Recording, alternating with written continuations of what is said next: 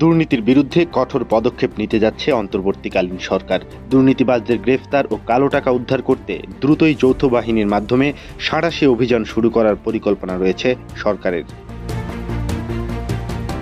জানা গেছে, যৌথ বাহিনীর সমন্বয়ে এই অভিযান পরিচালনা করার কাজ গুছিয়ে এনেছে সরকার। বিভিন্ন মন্ত্রণালয় ও জেলাভিত্তিক দুর্নীতি বিরোধী টাস্কফোর্স গঠন করার চিন্তাও রয়েছে নতুন দায়িত্ব নেওয়া এই সরকারের দায়িত্বশীল কয়েকটি সূত্র গণমাধ্যমকে বিষয়টি নিশ্চিত করেছে। এদিকে সামাজিক যোগাযোগ মাধ্যমে নেটিজেনরা বলছেন, খুব দ্রুত সন্ত্রাস দমন ও দুর্নীতিবাজদের ধরতে সাঁড়াশি অভিযান চালালে দেশে স্থিতিশীলতা ফিরবে। তবে বিলম্বিত অভিযান দুর্নীতিবাজ ও অপরাধীদের রক্ষার সুযোগ করে দিতে পারে। উল্লেখ্য, ২০০৭ সালের ১১ জানুয়ারি সেনা সমর্থিত ডক্টর ফখরুদ্দিন আহমেদের নেতৃত্বাধীন তত্ত্বাবধায়ক সরকার দায়িত্ব গ্রহণের পরপরই সন্ত্রাস ও দুর্নীতির বিরুদ্ধে সাঁড়াশি অভিযান পরিচালনা করেছিলেন। সে সময় দুর্নীতিবাজদের মধ্যে ব্যাপক আতঙ্ক দেখা দিয়েছিল। দুর্নীতিবাজদের অনেকেই রাস্তায় গাড়ি ও টাকার ব্যাগ ফেলে পালিয়ে যাওয়ার ঘটনাও ঘটেছিল সেই অভিযানের ফলে। এর আগে ১৯৯৬ সালেও বিচারপতি হাবিবুর রহমানের নেতৃত্বাধীন তত্ত্বাবধায়ক সরকার এসে একই ধরনের অভিযান পরিচালনা করেছিলেন। সে সময় অনেক দুর্নীতিবাজ দেশ থেকে পালিয়ে গেলেও গ্রেফতার হয়েছিল অনেক রাজনীতিবিদ ও ব্যবসায়ী। কেউ না বুঝলেও আমরা আপনার প্রয়োজন বুঝি, আর তাই তো অত্যাধুনিক ফিচার সম্বলিত বিভিন্ন সাইজ আর কালারের ২৫০টিরও বেশি ডিজাইন অপশন নিয়ে ওয়ালটন স্মার্ট ফ্রিজ বোঝে আপনার প্রয়োজন।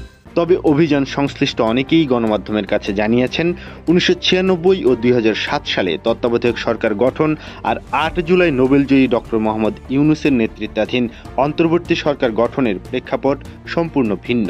এবার তীব্র গণ আন্দোলনের মুখে সরকার পতন হয়েছে। দেশ কার্যত কয়েকদিন পুলিশ ও প্রশাসনবিহীন চলেছে, যা ইতিহাসে নজিরবিহীন।